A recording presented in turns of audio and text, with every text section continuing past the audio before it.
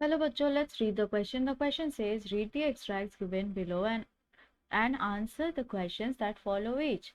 So let's read the extract now. As the story goes, since it was first played in Shah's chambers and was played by a nai, means barber, the instrument was named the shehnai.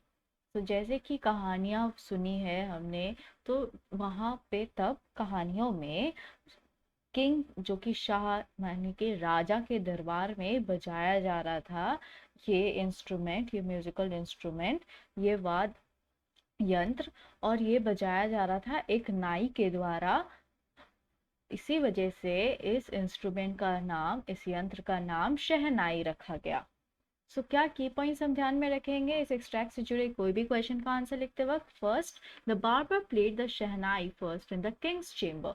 सो जो नाई थे वो सबसे पहले शहनाई को कहाँ बजाए थे? किंग के चेम्बर में, यानी राजा के दरबार में। Next, the instrument was named after Shah means king and barber means नाई हु प्लेड इट। और इस इंस्ट्रूमेंट का नाम, इस यंत्र का नाम रखा गया पहले शाह, किंग जो कि राजा होते हैं, तो उसका उस वर्ड से शाह बनता है, और फिर बार्बर यानी कि नाई।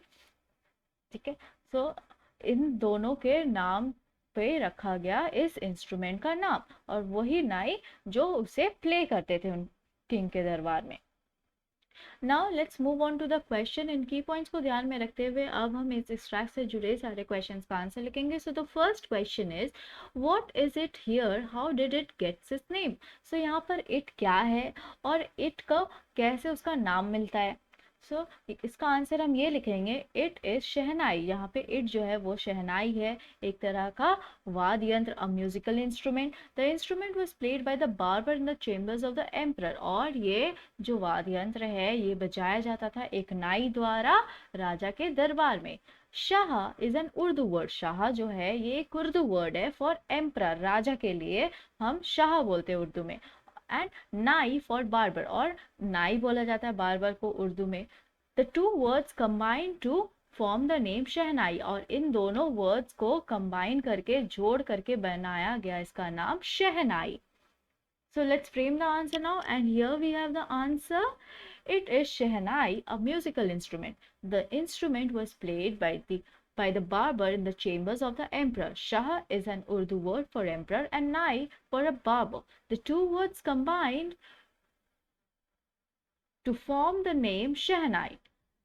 Now let's move on to the next question. So the next question is, who was the barber to play it first? Why was it significant to play it in the royal court?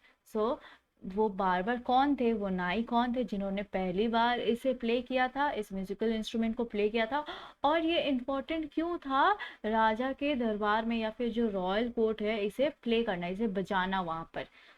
इसका answer हम ये लिख सकते हैं, the barber who first played the instrument belong to the family of musician. जो नाई इसे play किए थे, इसे बजाए थे इस वाद्य यंत्र को, वो एक संगीतकार के परिवार से थे। उनके फैमिली में सारे के सारे पेशेवर संगीतकार थे। He has made an improved form of pungi. और उन्होंने ही इस पुंगी को एक नया रूप दिया था, एक उसे सुधारा था।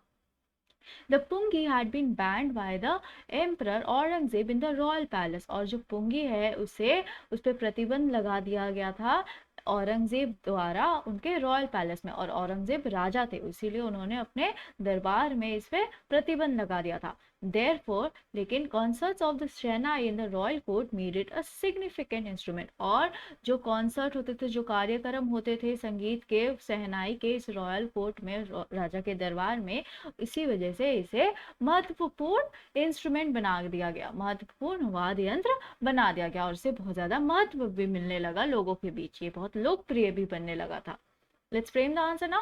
The barber who first played the instrument belonged to the family of musicians. He has made an improved form of pungi. The pungi had been banned by the Emperor Aurangzeb in the royal palace. Therefore, concerts of the shehnai in the royal court made it a significant instrument.